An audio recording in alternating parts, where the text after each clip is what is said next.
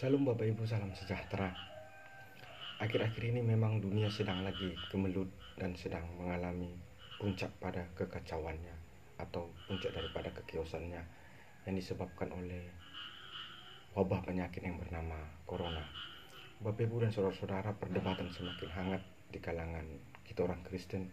Kita membenturkan antara persoalan beriman dan berhikmat, seolah-olah kita saling menjadi hakim. Ada yang mengatakan dia kurang beriman karena sikap-sikap yang diambil, ada yang berkata dia kurang berhikmat karena sikap-sikap yang diambil. Menurut saya ini bukan persoalan tidak berhikmat atau tidak beriman, tapi ini persoalan bagaimana kita membaca tanda-tanda zaman dalam setiap situasi, kondisi, dan lingkungan kita masing-masing. Karena setiap tempat mengalami variasi yang berbeda-beda. Bapak Ibu, izinkan saya dengan segala kerendahan hati untuk berbicara sedikit mengenai teologi wabah penyakit. Saya akan mencoba meretasnya dalam sebuah kajian dogmatis atas wabah penyakit, yaitu virus corona, dan bagaimana refleksinya dalam hubungan dengan pemerintah dan gereja dalam menghadapi wabah penyakit virus corona. Bapak Ibu, jika kita bertanya, apa sih kata Alkitab tentang virus corona? Bapak Ibu, jika kita perhatikan secara seksama bahwa 2000 tahun yang lalu Alkitab sudah menubuatkan atau meramalkan bahwa di dunia ini atau di masa depan dunia ini atau di masa yang akan datang di dunia ini, maka dunia ini akan dilanda wabah atau penyakit. Yang tertulis itu di dalam Lukas 21 ayat 11, dan redaksinya kira-kira begini: dan akan terjadi gempa bumi yang dahsyat di berbagai tempat, dan akan ada penyakit sampar dan kelaparan, dan akan terjadi juga hal-hal yang mengejutkan dan tanda-tanda yang dahsyat dari langit. Bapak Ibu, dalam kitab Lukas ini dipakai kata penyakit sampar. Kalau kita lihat dalam bahasa aslinya, bahasa Yunani, kata penyakit sampar itu digunakan kata lomoi atau loimos, yang dalam bahasa Inggris terjemahan King James Version dipakai kata pestilensis, yang artinya wabah atau sampar, yang dalam bentuk kata sifatnya dalam bahasa Inggris digunakan kata pestilens, yang artinya yang menyebabkan kematian. Jadi Bapak Ibu, kata penyakit sampar yang dituliskan dalam Lukas 21 ayat 11 ini, maka motif dan cara kerja penyakit ini sama dengan motif dan cara kerja virus corona itu sendiri yang sedang mewabah di tahun 2020 ini secara masif dan global. Bapak Ibu, saudara-saudara yang saya kasih dalam Kristus Yesus Tuhan kita, bagaimana sih kita memahami eksistensi virus corona ini menurut kacamata Alkitab? Bapak Ibu, apa kita boleh sih berkata bahwa virus corona ini adalah wujud hukuman Allah bagi manusia yang jahat dan berdosa? Atau apa bolehkah kita berkata bahwa virus corona ini adalah tentara Allah untuk menghukum orang yang tidak seagama atau yang tidak seiman atau yang tidak seakidah dengan kita? Maka Bapak Ibu, untuk menjawab itu, mari kita melihat dalam realitas faktual yang terjadi dalam konteks kita sekarang. Bapak Ibu, jika kita simak dengan baik, ternyata virus corona bukan hanya menyerang orang awam, dan korbannya bukan hanya orang awam. Ternyata rohaniawan yang dianggap dalam konteks kita sekarang sebagai orang suci, sebagai panutan, sebagai wakil Tuhan, ternyata juga banyak yang menjadi korban daripada virus corona itu sendiri. Lalu Bapak Ibu, ketika kita berkata bahwa virus corona ini adalah tentara Allah untuk menyelamatkan atau menolong satu agama tertentu dan untuk menghukum satu agama tertentu yang tidak seiman, yang tidak seajaran, yang tidak seakidah dengan kita, apakah itu benar? Ternyata jika kita lihat secara faktual dalam tanda-tanda yang nyata yang bisa dibuktikan secara indrawi, ternyata korban-korban daripada virus corona ini adalah dari berbagai agama. Berbagai agama, dari agama A, B, C, D di dalam dunia ini telah menjadi virus corona. Jadi tentu adalah satu pemikiran yang terlalu absurd, terlalu prematur ketika kita berkata bahwa virus corona ini adalah hukuman Allah, adalah tentara Allah untuk menghukum satu agama tertentu karena telah melecehkan agama tertentu yang tidak seiman atau yang tidak seajaran dengan kita. Jadi yang jelas secara faktual bahwa yang menjadi korban daripada virus corona ini bukan karena agama apa, dan bukan karena statusnya apa dia orang benar atau dia orang tidak benar, apa dia orang suci atau orang tidak suci, apakah ia rohaniawan atau dia orang awam. Persoalannya di sana bukan di situ. Tapi yang menjadi korban virus corona ini adalah apakah dia adalah orang yang berawas-awas atau orang yang bersiaga dalam menghadapi virus corona ini. Jadi tidak penting apa agama kita, kalau kita tidak berawas-awas, maka virus corona ini akan menjadi momok yang menakutkan dan akan membawa kita kepada jerat kematian. Bapak Ibu, saudara-saudara yang saya kasihi dalam Kristus Yesus Tuhan kita. Lalu apakah virus corona ini berasal dari Allah? Bapak Ibu, sebelum menjawab itu, mari coba kita renungkan. Yang bisa kita pastikan bahwa virus ini adalah makhluk hidup. Virus ini adalah ciptaan Allah, karena dia adalah makhluk hidup. Karena itu, virus ini adalah ciptaan Allah yang ukurannya itu amat sangat kecil, atau yang sering kita sebut dengan istilah mikroorganisme. Bapak Ibu, saudara-saudara yang saya kasihi dalam Kristus Yesus Tuhan kita, lalu apakah mutasi dari mikroorganisme yang kita sebut virus itu berubah menjadi corona, dan corona ini bermutasi menjadi sesuatu yang jahat, bahkan seolah-olah menjadi mesin pembunuh manusia? Apakah itu juga adalah ciptaan Allah? Nah, tunggu dulu. Mari kita lihat di dalam keterangan Alkitab. Ternyata Bapak Ibu, Alkitab menerangkan Allah tidak pernah menciptakan ciptaannya untuk saling menyakiti. Apalagi ia menciptakan ciptaannya untuk saling membunuh. Saudara-saudara, Bapak Ibu yang saya kasih dalam Kristus Yesus Tuhan kita, kalau kita perhatikan dalam kitab Kejadian pasal 1 mengenai penciptaan Allah, Alkitab jelas sekali menerangkan bahwa setiap kali Allah selesai mencipta tahap demi tahap, maka hasil ciptaannya itu akan dinilai Allah dalam predikat Allah melihat semuanya itu baik. Itu dicatat dalam Kejadian 1 ayat 14, Kejadian 1 ayat 10, Kejadian 1 ayat 18, Kejadian 1 ayat 22. Dan penilaian Allah dan predikat Allah yang diberikan Allah atas ciptaannya itu, yang kedua adalah dikatakan begini, bahwa Allah melihat ciptaannya itu sungguh amat baik. Nah, dalam bahasa Ibraninya atau dalam bahasa aslinya, Allah melihat semuanya itu baik disebut Ki Elohim Rahatov. The God and saw is was good. Dan Alkitab juga menuliskan dalam Kejadian 1 ayat 31, Allah juga memberikan penilaian dalam sebuah predikat bahwa apa yang telah diciptakan Allah itu adalah sungguh amat baik. Dalam bahasa aslinya Ibrani dikatakan asa aser kal et meotop, atau he made that everything very good. Nah, coba kita renungkan Bapak Ibu, dan coba kita tanya sendiri dalam diri kita, dan mari kita coba berpikir dengan pikiran kita yang sehat. Mungkinkah ada sesuatu yang baik atau sesuatu yang amat baik? Mungkinkah ada sesuatu yang jahat, ada sesuatu yang berpotensi membunuh, yang keluar dari yang top atau yang baik, atau yang keluar dari yang top meot atau yang amat sangat baik? Maka jawabannya tidak mungkin. Bapak Ibu, jadi tujuan Allah menciptakan mikroorganisme, atau yang sering kita kenal dalam bahasa kita dalam dunia medis sekarang adalah bakteri atau virus, dalam tujuan awalnya bukan untuk merusak, apalagi untuk membunuh. Tetapi tujuan awalnya Allah menciptakan mikroorganisme yang kita sebut bakteri atau virus, tujuannya adalah untuk menjadi baik dan sungguh amat baik dalam tatanan kehidupan di alam semesta ini. Nah, tetapi dosa yang diperbuat oleh makhluk ciptaan Tuhan itu, itulah yang menyebabkan terjadi kutuk.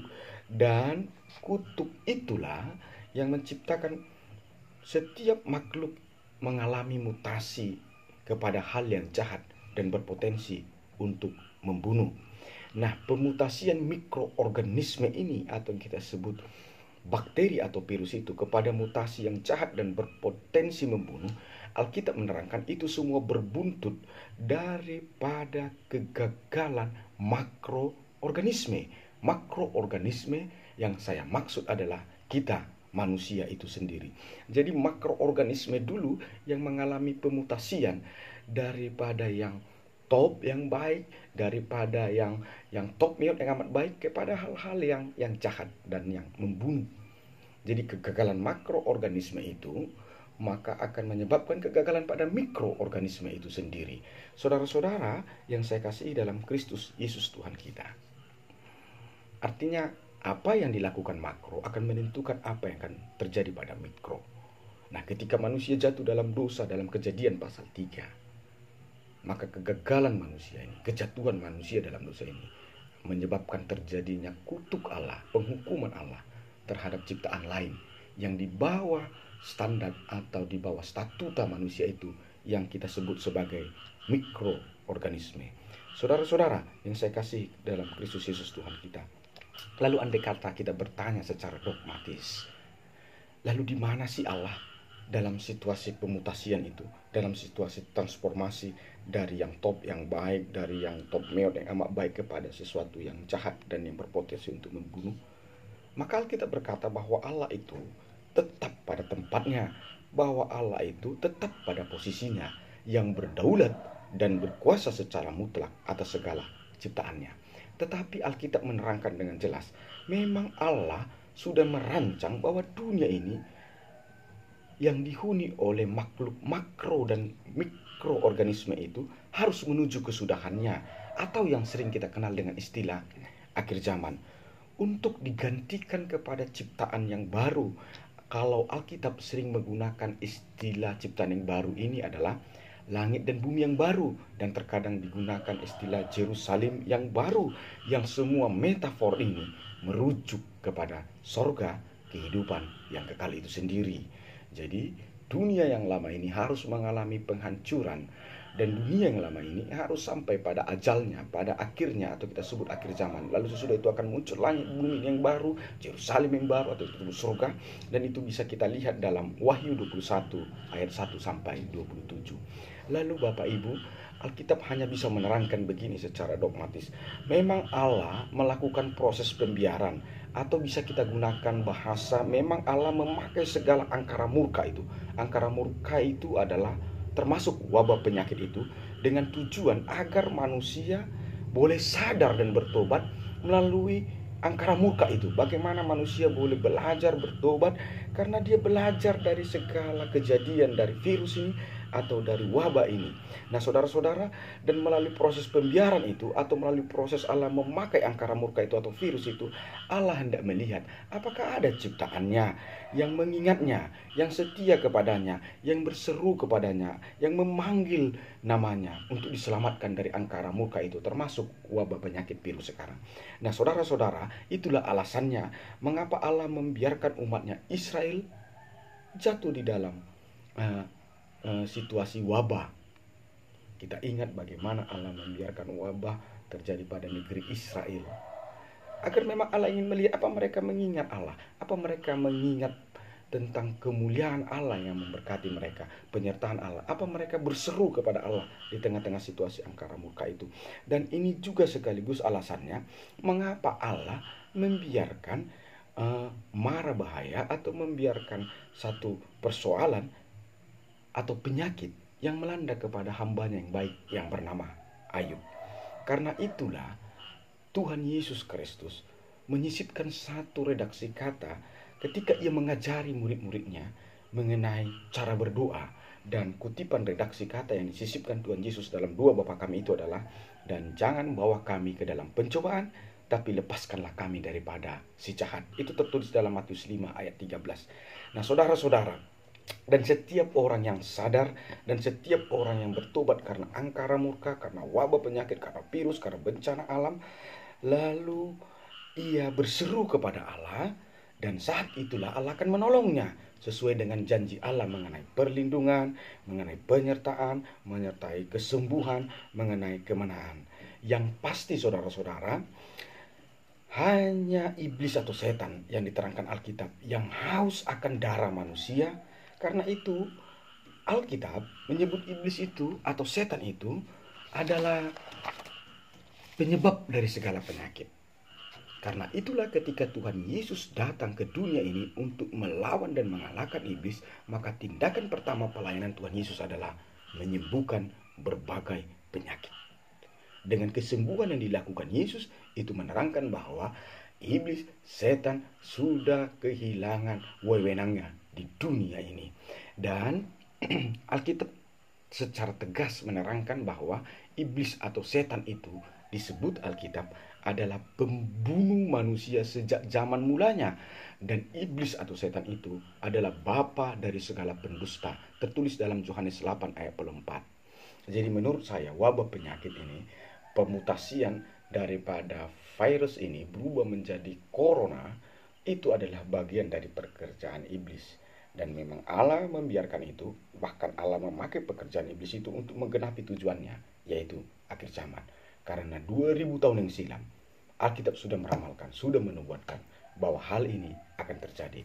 Lalu Bapak Ibu, saudara-saudara yang saya kasih dalam Kristus Yesus Tuhan kita, lalu apa sikap kita dalam menghadapi wabah virus corona ini sesuai dengan terang Alkitab? Saudara-saudara, ada kata pepatah bijak berkata seperti ini: kenali siapa musuhmu, lalu kenali medan perangmu, maka engkau akan menjadi pemenang. Nah, kita sudah belajar, saudara-saudara, bahwa wabah penyakit itu adalah pekerjaan setan. Karena itulah Yesus datang ke dunia ini adalah menyembuhkan dan melepaskan manusia dari segala penyakit. Dan Alkitab sudah menerangkan, setan adalah mesin pembunuh manusia sejak dahulu kala, seperti yang diterangkan dalam Yohanes 8 ayat 44. Akan tetapi Allah sudah merancang akan adanya langit dan bumi yang baru, akan adanya Yerusalem yang baru atau sorga itu. Karena itulah bumi atau dunia yang lama ini harus menuju kesudahannya, yaitu akhir zaman. Dan kedurhakaan penghuni atau ciptaan Tuhan dalam bumi atau dunia yang lama ini, itulah yang akan membawa dunia ini dan segala isinya pada kesudahannya atau pada akhir zaman itu. Dan salah satu rancangan Tuhan menurut Alkitab untuk membawa dunia ini pada kesudahannya adalah wabah penyakit, seperti yang tertulis dalam Alkitab ketika para murid-murid bertanya kepada Yesus, bagaimanakah tanda-tanda akhir zaman? Dicatat dalam Matius 24 ayat 6b, Yesus berkata, namun berawas-awaslah, jangan kamu gelisah, sebab semuanya itu harus terjadi, tetapi belum kesudahannya. Nah, artinya kehadiran wabah penyakit yang mendunia, yang mengglobalisasi sekarang adalah proses penggenapan akhir zaman itu sendiri. Dan itu telah dibuatkan oleh Alkitab 2000 tahun yang silam. Sebelum itu terjadi sekarang, di tahun 2020 ini secara masif dan secara sistemik. Nah, jika kita bertanya, mengapa Alkitab 2000 tahun yang silam sudah menubuatkan atau meramalkan hal itu? Nah, terang sekali sesuai dengan keterangan Matius 24 ayat 6b. Jika kita telaah dengan seksama, Tuhan Yesus menerangkan itu supaya kita jangan terkejut, supaya kita jangan panik, supaya kita jangan ketakutan berlebihan. Apabila kita sudah diingatkan, lalu apa yang diingatkan itu terjadi, saya pikir kita tidak perlu panik dan terkejut. Tapi apabila kita tidak pernah diingatkan, lalu tiba-tiba itu terjadi, hal manusiawi itu akan terkejut dan kita akan panik. Nah, bagaimana kita menguasai Alkitab kita? Bahwa ini sudah dinubuatkan, sudah diramalkan. Karena itu jangan terkejut. Karena itu Yesus berkata, aku sudah mengatakannya kepadamu. Karena itu berawas-awaslah. Tapi jangan takut, itu hanya masih permulaannya, belum kesudahannya. Kita diminta untuk berawas-awas dan kita diminta untuk tidak gelisah dalam menghadapi virus corona ini. Nah, saudara-saudara, jika kita telaah apa yang dikatakan Tuhan Yesus dalam menerangkan tanda-tanda akhir zaman dengan seksama, maka Tuhan mau kita tidak perlu panik dan tidak perlu gelisah dalam menghadapi infeksi virus corona ini. Karena memang wabah ini harus terjadi. Dan wabah ini memang tidak bisa kita hentikan.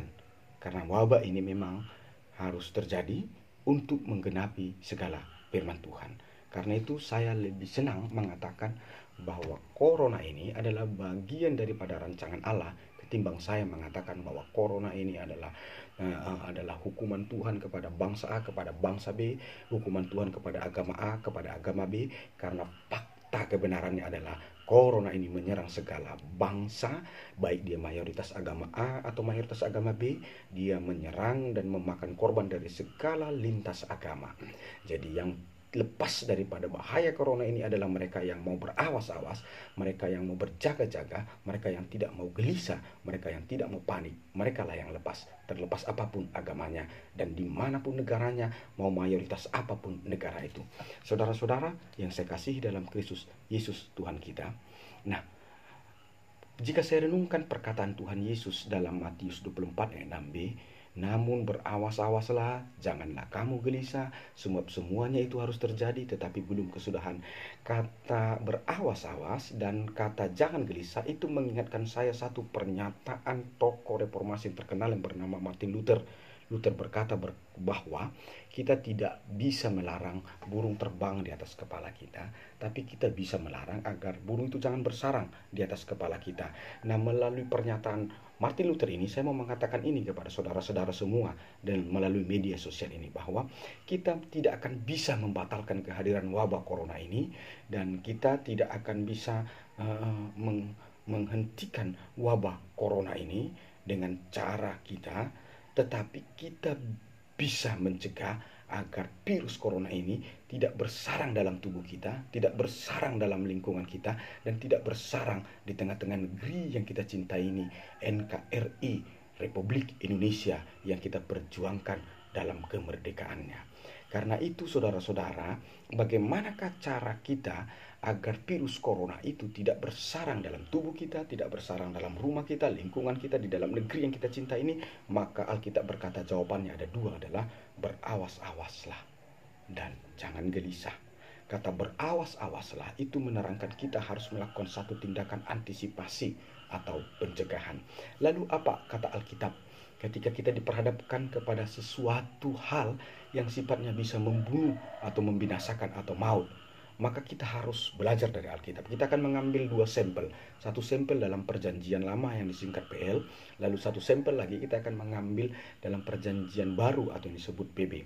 Dalam perjanjian lama kita dibawa kepada perenungan, mengingatkan kita pada satu kisah dalam proses pembebasan umat Israel dari perbudakan Mesir. Maka puncak pembebasan itu dilakukan Allah adalah dengan kematian atau maut yang dikenal dengan tulah anak sulung mati. Nah, apa yang dikehendaki Allah dalam perjanjian lama untuk dilakukan umatnya ketika tulah atau wabah yang mematikan itu sedang berlangsung, agar umatnya itu terhindar, maka Alkitab dengan tegas mengatakan bahwa tiap-tiap rumah tangga harus berkumpul di rumahnya masing-masing selama 14 hari, seraya menyiapkan domba pada hari ke-14. Mereka harus menyembelih domba itu dan membubuhkan darah domba itu kepada palang pintu mereka. Dan pada hari ke-14 itu setiap rumah tangga umat Allah itu harus beribadah, lalu mereka memakan daging yang telah mereka sembelih itu, yang darahnya mereka bubuhkan ke palang pintu, dan mereka memakannya dengan roti, tetapi roti itu tidak beragi atau tanpa rasa. Itu dicatat dalam Keluaran 12 ayat 28. Lalu kita ambil satu sampel yang kedua dalam perjanjian baru atau PB. Ketika situasi mencekam pasca Yohanes Pembaptis dibunuh oleh Herodes, maka ketika Yesus mendengar itu dan Yesus merasa terancam karena Herodes, maka Yesus memilih untuk menyingkir ke Galilea. Dicatat dalam Matius 4 ayat 12. Dan ketika Yesus tahu bahwa ada niat-niat jahat dari manusia yang membencinya, yang berancang untuk membunuhnya, maka Yesus lebih memilih untuk menyingkir ke gunung seorang diri. Itu dicatat dalam Yohanes 6 ayat 15. Jadi berdasarkan keterangan Alkitab ini, kita sedang diperhadapkan pada situasi yang oleh situasi itu bisa mengancam hidup kita, bisa mengancam nyawa kita, entah itu karena penyakit atau wabah, entah itu karena jebakan maut daripada musuh. Maka sikap orang Kristen atau orang percaya di dalam situasi itu adalah berkontemplasi atau berkontemplasi atau kita menyendiri, atau kita berusaha untuk menghindari konflik, dan kita berkenotis di sana untuk menghindari keramaian yang bisa saja menjadi potensi maut atau kematian dan menyebabkan kematian kita menjadi konyol dan sia-sia. Dan melalui sikap menyendiri, menghindari keramaian, untuk berkontemplasi dan untuk berkenotis, itu memberikan, kita sedang memberikan ruang dan memberikan kesempatan bagi Allah di dalam eksistensinya sebagai roh untuk bertindak dan berbuat untuk kita. Dan hal itu sejalan dengan janji Tuhan kepada Musa, janji peperangan atas kemenangan yang dicatat dalam Keluaran 14 ayat 14. Dalam bahasa Ibrani dikatakan, Lakem yilahem Yahweh taharisun wa atem. Yahweh will fight for you and you shall hold your peace. Tuhan akan berperang untuk kamu dan kamu akan diam saja. Artinya sikap berdiam saja atau peace itu adalah cara kita membiarkan Tuhan berperang untuk kita, membiarkan Tuhan memberikan kemenangan untuk kita.